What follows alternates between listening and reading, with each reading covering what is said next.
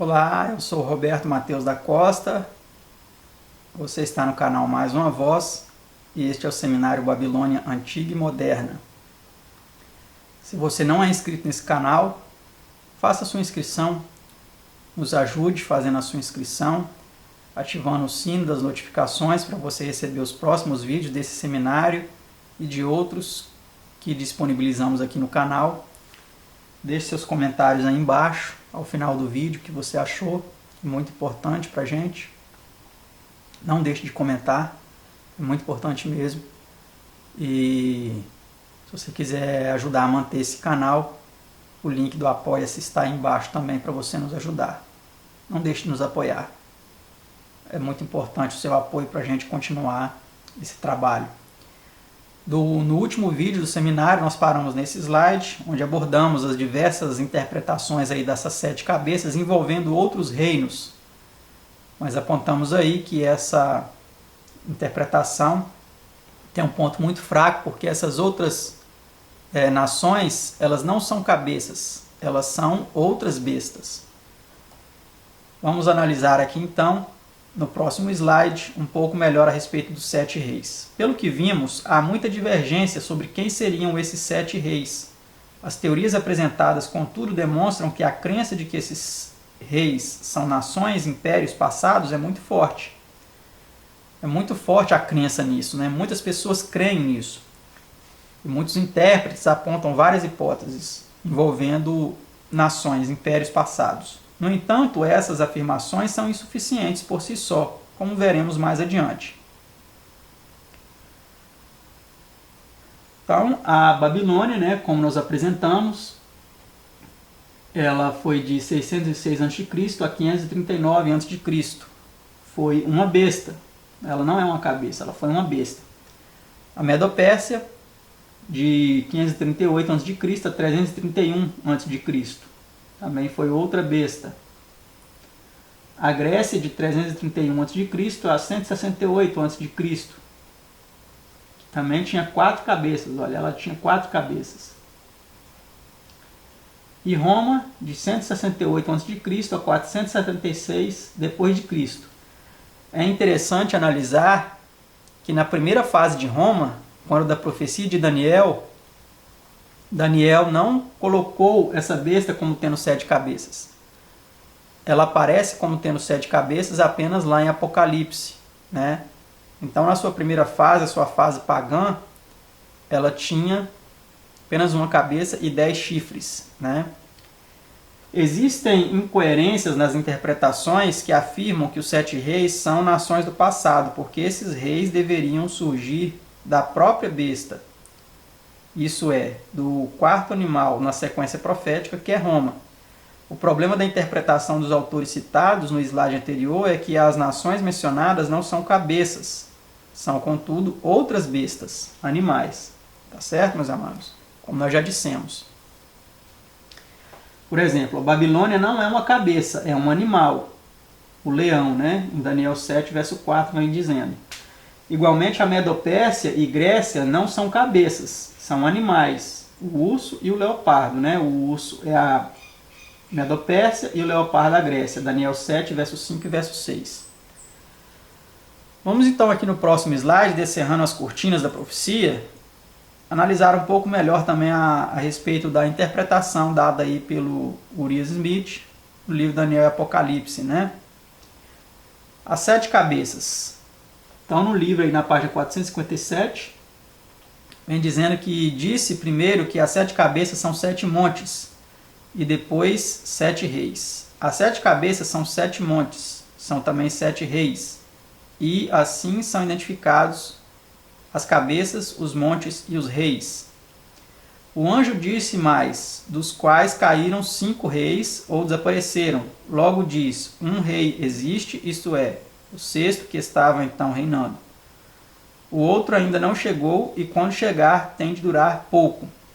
E por último, e a besta que era e não é. É também ela o 8º rei e procede dos 7. Estamos aqui, olha. Por essa explicação dos 7 reinos, entendemos que quando o que ainda não chegou, no momento em que João escrevia, aparece no cenário chama-se o oitavo, embora realmente procedendo do 7, no sentido de que absolve e exerce o seu poder. Este é aquele cuja carreira nos interessa seguir. A seu respeito é dito que seu destino é ir para a destruição, quer dizer, há de perecer em absoluto.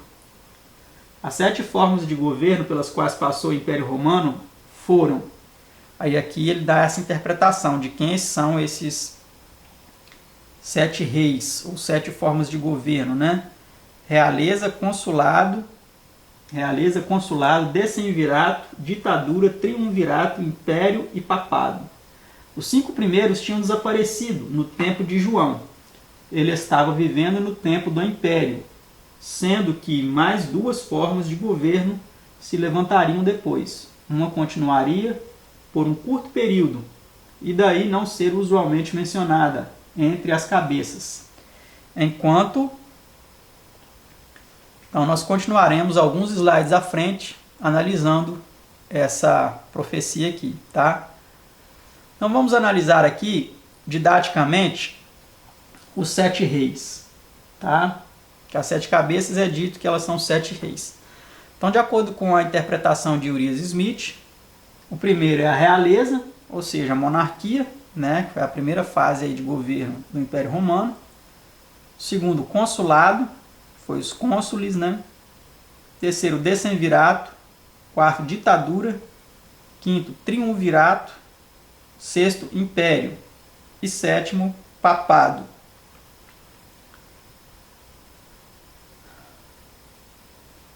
Vamos analisar então. 5 já caíram. Vamos analisar o que representa isso. Quando o apóstolo e profeta João recebeu a revelação, segundo essa interpretação da profecia, lembrando que isso é segundo essa interpretação de Urias Smith, Roma já havia experimentado 5 formas de governo: realeza, consulado, decemvirato, ditadura e triunvirato. Por exemplo, o primeiro triunvirato aí foi do ano 60 a 53 a.C. Foi com Pompeu, Júlio César e Crasso. Por que triunvirato? Porque o domínio é de 3 imperadores a um só tempo, né? São 3 que dominavam. O segundo triunvirato, por exemplo, foi por Otávio Augusto, Emílio Lépido e Marco Antônio, né? Existe. No tempo do apóstolo e profeta João, o modelo governamental romano que existia era um império, né? E quem dominava na época dele era Domiciano, de 81 a 96 ano Domini. Foi quem o exilou na ilha de Patmos. Essa aí é uma das esculturas, né, de Domiciano, que foi o imperador que exilou a ele na ilha de Patmos, né? Aqui o link da Wikipedia também. Outro ainda não é vindo, então vamos analisar essa parte. Outro ainda não é vindo. Que outro seria esse? Será que seria outro Papa? Habemus Papa, Papa Francisco. Será que seria ele? Olha que interessante. Que outro seria esse? Outro Papa? Papa Francisco sugere que pode renunciar e que não vai viver muito. O chefe da Igreja Católica admite que pode morrer em 2 ou 3 anos. Como ficam seus aliados? Né? Então aqui vem dizendo, a Igreja Católica é uma instituição milenar e tal. Não vamos ler tudo aqui, tem um link aqui, eu vou deixar depois para vocês.